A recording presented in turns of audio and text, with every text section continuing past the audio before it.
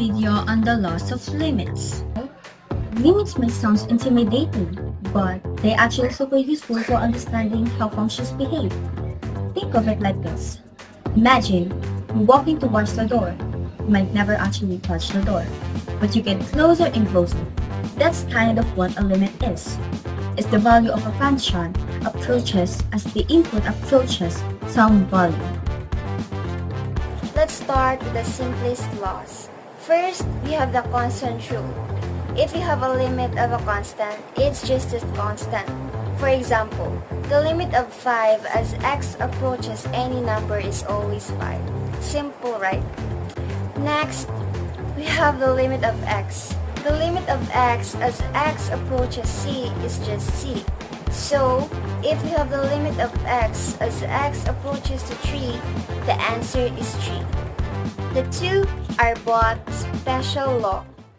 Then, we have the sum and the difference rule. If you have the limit of a sum or difference of functions, you can just take the limits of each function separately and then add or subtract them. Alright, Eunice, that's great. Now, let's look at some practical applications.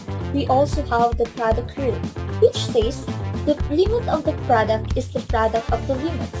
So, if you have the limit of f of x times g of x, you can find the limit of f of x and the limit of g of x and then multiply them together. And then, we have the quotient rule. If you have the limit of quotient, you can find the limits of the numerator and the denominator separately and then divide them as long as the denominator's limit isn't 0. These rules help us break complex limits into smaller parts. For example, if we have a polynomial function, we can use these rules to find the limit by putting in the value. And don't forget the power rule. If you have the limit of a function raised to the power, you can just raise the limit of a function to that power, so the limit of f of x to the power of n is just the limit of f of x raised to the power of n. These laws are super helpful when you're dealing with all sorts of functions, like polynomials, regional functions, and even trigonometric functions. They make limits calculation much more manageable. To really solidify these concepts, let's work through a quick example. Suppose we want to find the limit of x squared plus 3x minus 1 as x approaches to 2. Using our rules, we can break this down.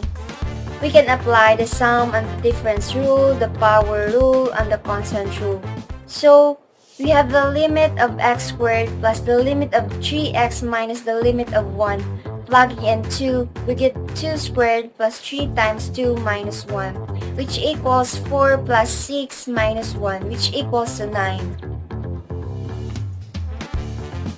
Right, so by applying these laws, we can easily solve complex limits.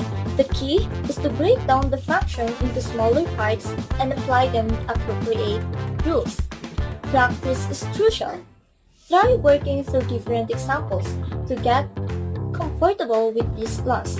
Also, remember, if you get the undefined answer like denominator 0, you need to simplify the function before applying the limits. Right? Exactly.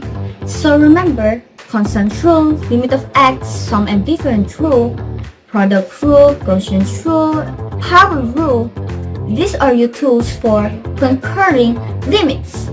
Thank you for watching and good luck with your limits adventure.